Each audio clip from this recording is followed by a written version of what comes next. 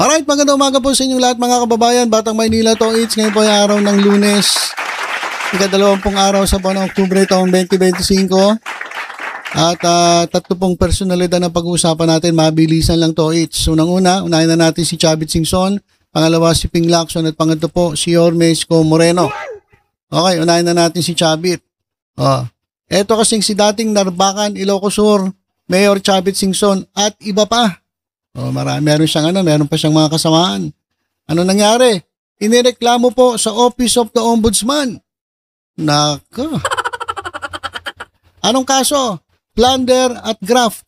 Dahil sa bentahan umano ng lupain na pag-aari ng gobyerno.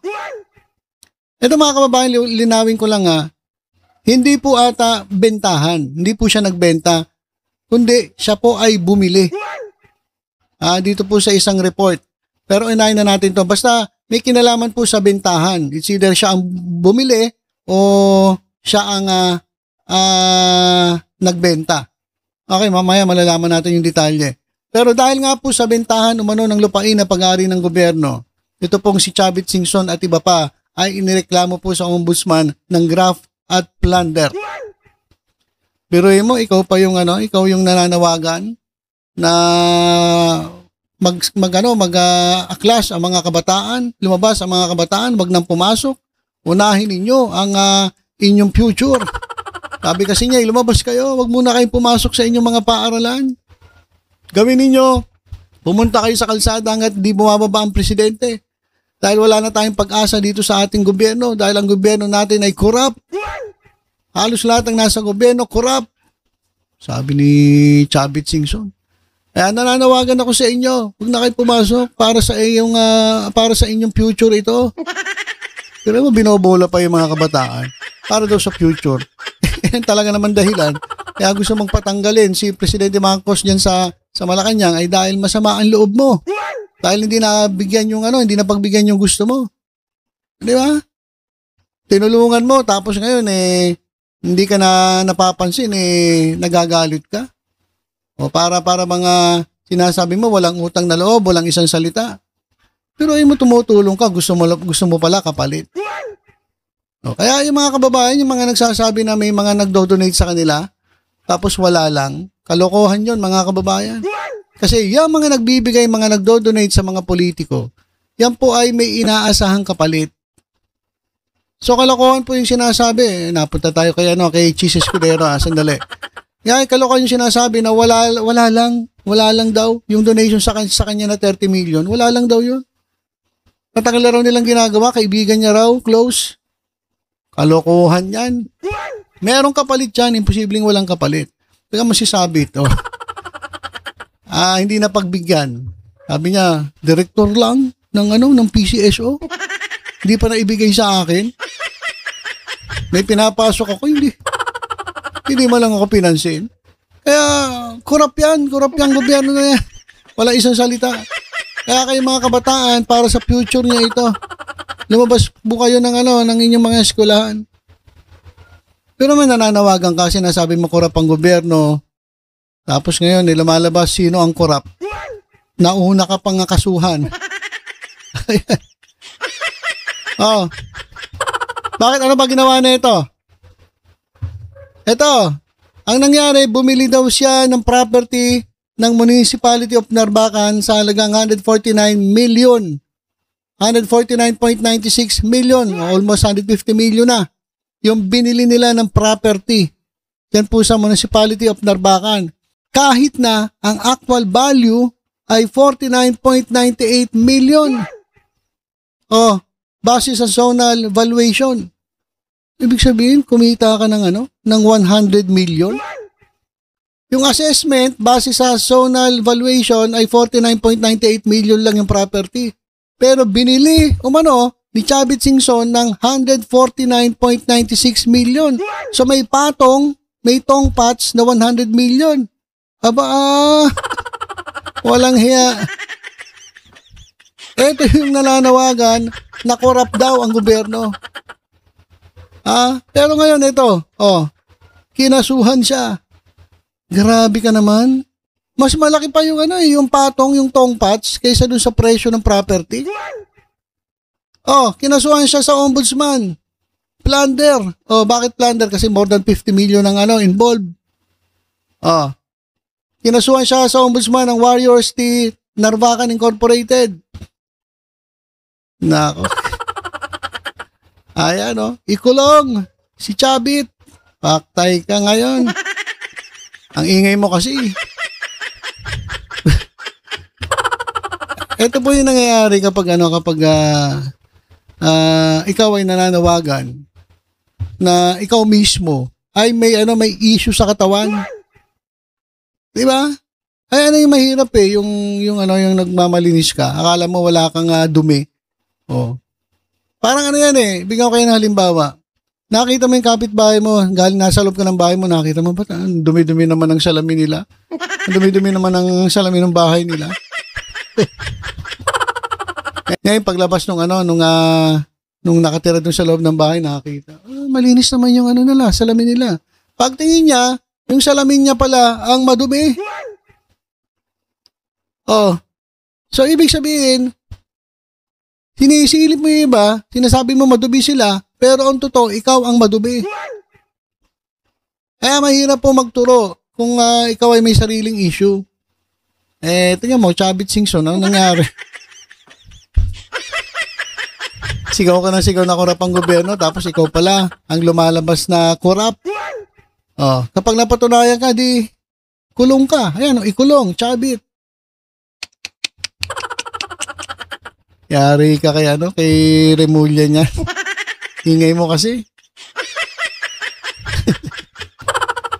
Ay, nako. Okay, so yan yung update kay Chabit Singson. Sabit po. Etong dating Narvacan Mayor.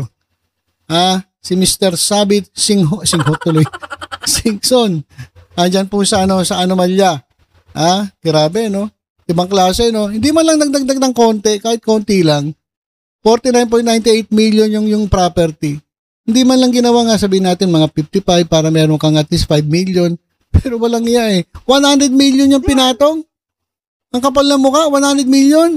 Mas malaki pa doon yung kanyang tutubuin, kikitain doon sa actual value ng property. Aba, makapal ang mukha. Tapos ikaw pa yung nag-aaya sa mga kabataan na pabagsakin ng gobyerno dahil nga corrupt. Wow. Kapal ng face. Okay, dako naman tayo kay Ping Lacson. Ano ang update kay Senator Ping Lacson? Gusto nilang ibalik sa Blue Ribbon Committee etong si Senator Ping Lacson. Kasi nag-resign po si Lacson sa Blue Ribbon Committee. Nabisit na kasi siya doon sa mga kasama niya. Masyadong mga marireklamo. So nag-resign siya pero eto mga kababayan, hindi naman pala nila kaya hawakan yung posisyon ng chairmanship ng Blue Ribbon Committee. May mga pinagpipilian. Hindi naman pala kaya. So, gusto nilang ibalik si Lacson dyan sa Blue Ribbon Committee. Ang ayaw lang naman dito si Senator Marcoleta . Diba? Puro kontra to si Marcoleta kay Ping Lacson . Diba? Kaya sigurado, iyak na naman itong mga DDS senators. Sigurado, iyakan na naman ito. Kaya nila kay Lacson kasi nadidiin sila . Pero mo sabi ni Senator Lacson, halos lahat daw ng senators ay may insertion. Umalma yung mga ibang senators sa parang dinidiin daw sila. Kapwa nila senator. Anong gusto ninyo? Gusto niyo pagtakpan kayo? Porque senators kayo, gusto niyo pagtakpan kayo? Hindi ibulgar yung mga katarantaduhan ninyo, yung mga pagnanakaw ninyo sa bayan? Ibang klase rin naman kayo. Kaya eto, ibabalik daw etong si Ping Lacson bilang chairman ng Blue Ribbon Committee.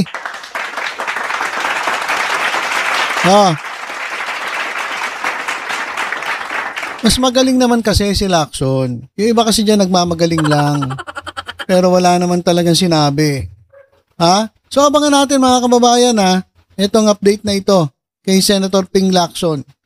At sabi nga ng kababayan natin dito, sang-ayon din dyan ang karamihan ng mga Pilipino. Ako, sang-ayon po ako. Wala naman tayong ibang mailalagay dyan kundi si Senator Ping Lacson. Napakagaling po na investigador.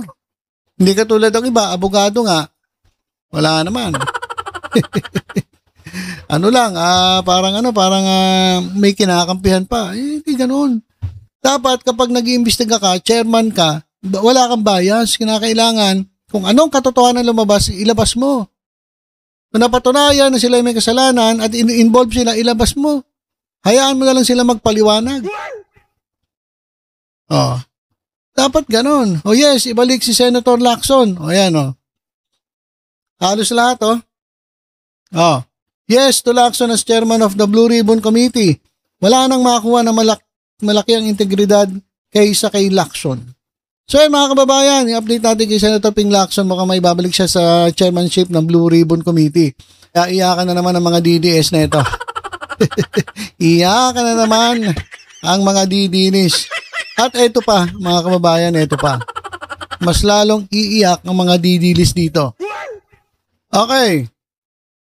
Dito po sa Maynila ay pumunta po si Pangulong Bongbong Marcos kasama po si First Lady Liza Araneta Marcos at nandun po si Yorme Isko Moreno. Yan po sa Pasig River Esplanade na ang kahabaan po nagsisimula sa Fort Santiago hanggang Arroceros Park. Ayan. At ADB's Clearboat Solar and AI powered river cleaner was also present. So, sa susunod na buwan, magkakaroon dyan ng first Filipino-made electric ferry na mag-ooperate. Ayan mga kababayan. Dating barong-barong Esplanade na ngayon, phase 4 ng Pasig River Urban Development. Okay. So, ito ang dyan. Hindi po tiningnan ng mga Marites yung proyekto. Napakaganda po ng proyekto. Talagang pinapaganda nila ang lungsod ng Maynila. Pero may nakita sila. Para bang sabi nila, teka. Bakit parang napapadalas na kasama si Yorme Isko Moreno ni Presidente Bongbong Marcos? Eto na.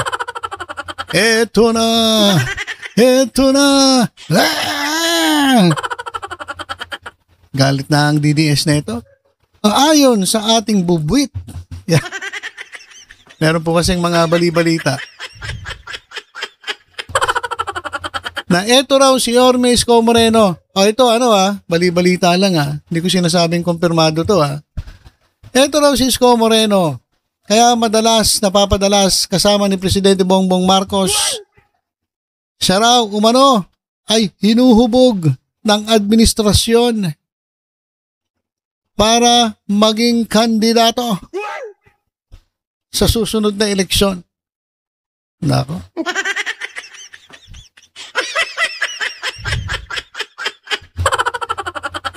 Wala kasing mga kababayan Wala kasing kandidato ngayon ng administrasyon. May nakikita ba kayong pwedeng maging kandidato ang administrasyon? Sabi nila si Martin Romualdez wala si Martin Romualdez kumaga sirang-sira na dahil sa kanyang involvement yan po sa flood control anomaly. Kung sakali matuwak po siya sa pagkapangulo, siguradong wala namang mangyayari. Sino ang ilalagay sa administrasyon? Hindi naman pwedeng si Sandro Marcos kasi bata pa. Wala pang kasi kinakailangan daw may age limit, age requirement para maging kandidato ka sa pagka-presidente. Sino pa? Wala naman tayong makita Vico Soto, ganun din. Hindi naman pwede si Vico Soto dahil batang-bata pa rin. Kaya sabi nung iba,